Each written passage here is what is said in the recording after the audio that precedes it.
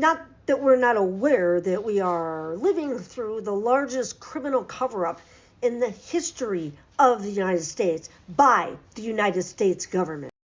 NPR came out with this morning. Justice Department withheld and removed some Epstein files related to Trump.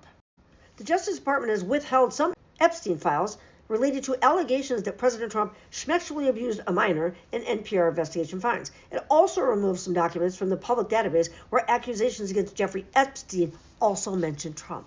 Some files have not been made public despite a law mandating their release. These include what appear to be more than 50 pages of FBI interviews, as well as notes from conversations with a woman who accused Trump of sexual abuse decades ago when she was a minor. Sure, it was just to get him in trouble or to hurt his presidency decades ago. NPR reviewed multiple sets of unique serial numbers appearing before and after the pages in question, stamped onto documents in the Epstein Files database. The FBI case records, emails, and discovery documents logs in the latest tranche of documents published at the end of January. NPR's investigation found dozens of pages that appeared to be cataloged by the Justice Department but not shared publicly. The Justice Department declined to answer NPR's questions on the record about these specific files, what's in them and why they're not published. After publication, the Justice Department reached out to NPR, taking issue with how its responses to the question were framed. Department of Justice spokeswoman Natalie Baldessar, who the fuck that is, reiterated DOJ's stance that any documents not published are privileged. Bullshit. Are duplicates or relate to an ongoing federal investigation. Following NPR's reporting, the House Oversight Committee's ranking member, Representative Robert Garcia, California, released a statement about the missing files. Yesterday, I reviewed unredacted evidence logs at the Department of Justice. Oversight Dems can confirm that the DOJ appears to have illegally withheld FBI interviews with this survivor who accused Trump of heinous crimes, Garcia said. Democrats on the House Oversight Committee have already been investigating this allegation against the president and will now open a parallel investigation into the DOJ's decision not to release these particular documents because they are the most damning, the most credible. That means anybody would believe this shit because it sounds true. Yeah, probably because it is. My opinion, for entertainment purposes only. Other files scrubbed from public view pertain to a separate woman who was a key witness for the prosecution in the criminal trial of Epstein's co-conspirator, Ghislaine Maxwell. That's why, because she was credible enough to convict Ghislaine Maxwell, who's serving a 20-year prison sentence, kind of, for sex trafficking. Maxwell is seeking clemency from Trump. Of course she is. A key witness for the prosecution. That's why, because she's incredibly credible. Some of these documents were briefly taken down and put back online last week, while others remain hidden, according to NPR's comparison of initial data set from January 30 with document metadata of those files currently on the Justice Department's website. When asked for comment about the missing pages and the accusations against the president, White House spokeswoman told NPR that Trump has done. He won't even meet with the victims. He's lying about the accusations. He's withholding evidence, withholding documents against the very law he fucking signed.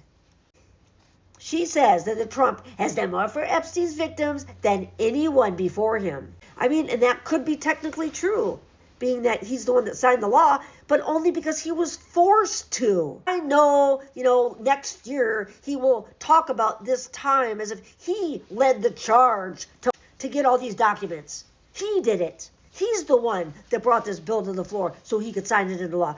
Put this in your favorites. That day, when he starts saying that this was all his idea to release these documents, I want you to remember, you know what? Finn said that he'd do that. Because I did, and he will. She continued to say, just as President Trump has said, he's been totally exonerated on anything related to Epstein. How? How has he been exonerated? Tell me. Just say how. There are allegations in these files that need to be investigated. Now, not investigating is not the same as exonerating. I mean, really? That's saying that I clean my house just because I refuse to look at it anymore. A woman that was directly related in the credible one that they used to convict Ghislaine Maxwell. She directly named Trump in her abuse allegation and claimed that around 1993, when she was 13 years old, Epstein introduced her to Trump, who subsequently forced her head down, which she bit. In response, he punched her in the head and kicked her out. So there's more of this. That's the woman, the one that he and she bit him. Between her biting and Sasha Riley with the tent stake up the and then kicking, I mean, I'm surprised this dude isn't in a wheelchair. Can he do anything like on his own from the waist down, I wonder? We've seen the outline of the Foley catheter. I'll find it. We've seen the outline of the Foley catheter. We know all about the diapers, going all the way back to The Apprentice, when they used to talk behind the scenes about having to change him on set, having to stop everything and take him off to the side and change him because he gets mad sometimes, he gets irritated, and it would just come out all at once. Just Midas Touch interviewed the guy.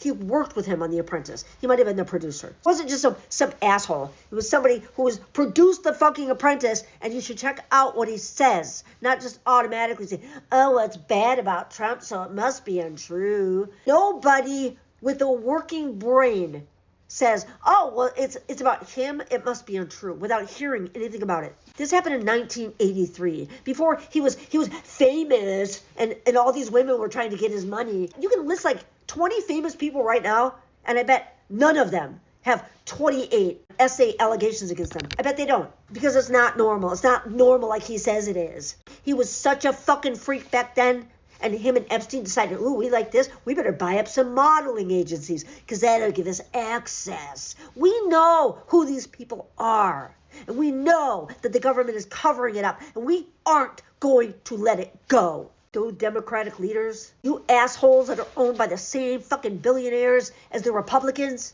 you are going to go. As soon as we get back into office, all of you are gone. So fucking sick of this. And the Democrats are just playing along to act tough because the base is rabidly focused on accountability for all of these fucking criminals. The ones out in the streets murdering, executing citizens, all of them. We're fucking sick of it. We're sick of the way you do government.